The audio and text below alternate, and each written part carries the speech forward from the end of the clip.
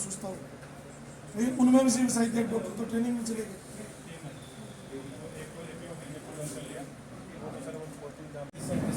नहीं, अब सब ढंग आएंगे, ये भी अच्छे लोग हैं, लेकिन शंकर लाल जी के बारे में आप बता दो क्या क्या है। का दौरा रहा है, चिकित्सा विभाग को लेकर काफ़ी सक्रिय नजर आए हो, क्या है पूरा मामला, आज किस वजह से ये दौरा है?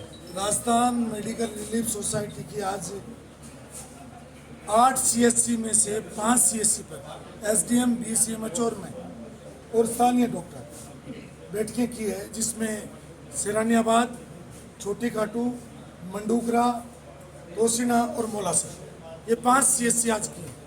इन CSC में एक तो आने वाले समय में आवश्यकता अनुसार कौन सी तो मेडिकल फैसिलिटी और कौन सी उनको बेसिक इंफ्रास्ट्रक्चर देने की जो बजट है उस पर चर्चा की, क्योंकि जो यहाँ डर रहा था इससे पहले वो बहुत बिगड़ा हुआ था। और हमने ये कहा कि जो राज्य सरकार के गाइडलाइन के अनुसार जो सिस्टम बना हुआ है उस फॉर्मेट में आप प्रस्तुत करो तो हम अप्रूव करेंगे। लेकिन जो इनको इमरजेंसी थी उनको हमने अप्रूव किया है, और डॉक्टर्स को BCMHO को भी निर्देश दिए हैं कि जनता को फैसिलिटेट करने के लिए, मेडिकल सुविधाएं देने के लिए उन चीज़ों की प्राथमिकता के आधार पर आइडेंटिफिकेशन कीजिए कि कौन सी अस्पताल में डॉक्टर कम है, स्वीकृत डॉक्टर कितने हैं, पद स्थापित कितने हैं, और उन पद स्थापित का भी प्रतिनियुक्ति कहीं की हुई है, यानी दूसरी जगह उनका डेपुटेशन किया हुआ है, तो वो क्यों किया हुआ है। इन सब विषयों को आज इनके साथ डिस्कस किया है, आवश्यक निर्देश दिए। इनका 3 वर्गीकरण किया है। पहला, जो अस्पतालों में राज्य सरकार से, चूंकि मैं जनप्रतिनिधि भी हूँ, तो इस सोसाइटी के अलावा अस्पताल में राज्य सरकार से संबंधित जुड़े हुए इश्यूज भी हमने लिए हैं। उसके अलावा सोसाइटी से जुड़े हुए इश्यूज भी लिए हैं। और तीसरा जो है NHM से जो परमिसेबल आइटम्स है उनकी लिस्ट भी हमने मांगी है, क्योंकि हम कंसर्निंग एडमिनिस्ट्रेटिव ऑफिस को यहाँ की रिक्वायरमेंट भेजेंगे और उसका समाधान करवाएंगे, क्योंकि मेरी प्राथमिकता में है कि अस्पताल, बिजली, पानी और शिक्षा अभी तुरंत प्राथमिकता है।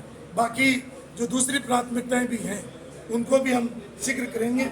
और हर सप्ताह किसी न किसी विभाग का, उनके विभाग के अधिकारियों के साथ निरीक्षण करना, भौतिक सत्यापन करना, मौका मुआयना करना और उनकी जो कार्य पद्धति है उसको करना और राज्य सरकार तक पहुंचाना। क्योंकि विधानसभा सत्र भी आ रहा है, यहाँ की विभिन्न समस्याएं जो विधानसभा के पटल पर जो एक जनप्रतिनिधि के रूप में, विधायक के रूप में मुझे परमिसिबल है, वो सारी समस्याएं राज्य सरकार के समक्ष विधानसभा में उठाएंगे। और बाकी जो है राज्य सरकार को ज्ञापन के माध्यम से संबंधित मंत्री को यहाँ की समस्याओं से अवगत कराना, उनका समाधान कराना। क्योंकि बजट वर्ष है और बजट में मतलब हम क्या क्या जुड़वा सकते हैं वो बजट से पहले राज्य सरकार के संबंधित विभाग को देना। और सबसे महत्वपूर्ण और बात, अभी विधायक कोष का 5 करोड़ का फंड जारी हो गया।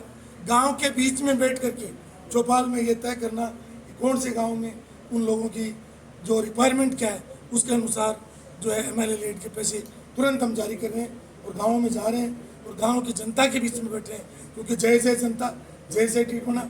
और हमने कहा था कि मेरे फैसले मैं नहीं करूँगा, यहाँ डीडवाना क्षेत्र की जनता करेगी, इसलिए मैंने सारा काम जनता जो मुझे कह रही है उसके अनुसार मैं काम कर रहा हूँ और जनता के बीच में जाके कर रहा हूँ। लेकिन करके अनियमितताएं बहुत सारी, अभी इनका जो सिस्टम है वो सिस्टम ही फेल्योर है। इनको, अधिकारियों को और जो अकाउंट्स के अफसर हैं उनको यही पता नहीं है कि हमारा बजट क्या है, उनको किस तरीके से आइटम वाइज लेना है, कितना अनुमानित लागत लेना है, कहाँ पर हमें कोटेशन लेना है, कहाँ पर RTPP एक्ट लागू है उसमें हमें मतलब ऑनलाइन टेंडर लगाना है, कहाँ ऑफलाइन लगाना है और कितने का टेंडर किस तरीके से लगाना है। तो ये हमने अभी तो पहला वार्ता निर्देश दिए हैं। उम्मीद करते हैं कि अगली बैठक में ये सब सिस्टम को डेवलप करेंगे। BCMH को भी कहा है कि सारे अस्पतालों में एडमिनिस्ट्रेटिव गाइडलाइन जारी करे, राज्य सरकार की जितनी गाइडलाइन है उनको कंपाइल करे और उनको निर्देश भेजे।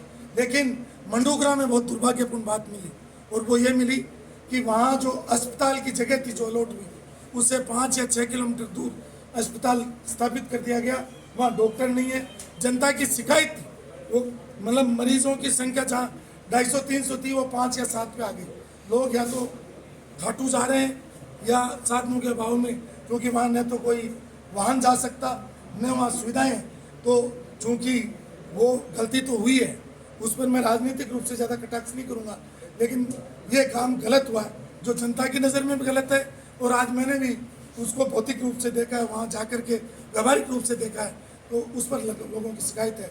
और वहाँ जो काम हुआ है, और बहुत सारे अस्पतालों में शिकायत आई जो घटिया क्वालिटी की, उसकी भी हम जांच करवाएंगे। निश्चित रूप से सरकार को जांच के लिए लिखेंगे। आप जिस तरह से दौरा कर रहे हैं उसी तरीके से भाजपा के नेता जो हारे हुए हैं 3 नंबर पर रहते हैं वो भी, अच्छी बात है, काम करवाएं, कमीशन नहीं है। लेकिन आपको उद्घाटन से दूर रखा जा रहा है, सरकारी योजनाओं से दूर रखा जा रहा मेरी है। बात सुनो, मेरे को जनता ने अपनी सेवा के लिए चुना है और मैं सेवा मेरे हिसाब से कर रहा हूँ, और जो मेरे अधिकार क्षेत्र है उसमें पूरा काम कर रहा हूँ। अब कौन घूम रहा है, कौन नहीं घूम रहा है, कौन जीता कौन हारा, वो जनादेश था, जनादेश का पालन मैं कर रहा हूँ। और थोड़े दिन घूमेंगे, घूमना चाहिए, घूमने भी चाहिए, अच्छी बात है, लेकिन काम करें, रिजल्ट दें, वोट में नहीं चढ़ाएं। अनुशंसा उन्होंने भी कही है कि हमने कई ट्यूबवेल पास करवाई है, कई जगह विकास कार्य स्वीकृत करवाए। वो दिखा दें उनकी अनुशंसा के अनुसार राज्य सरकार की कोई चिट्ठी दिखा दें लोगों को कि साहब ये, या उनको परमिसेबल है, क्योंकि राज्य सरकार ने तो मुझे जवाब दिया है कि ये तो आपके हाथ से आई है और ये जिला कलेक्टर ने दी है, कहीं उनका नाम नहीं है। वो आपको मैं आपकी बार आऊँगा तो विधानसभा से जवाब आया दे दूंगा। अब कौन क्या चढ़ा रहा है उससे मुझे मेरा कंसर्न नहीं है। ठीक, बहुत शुक्रिया।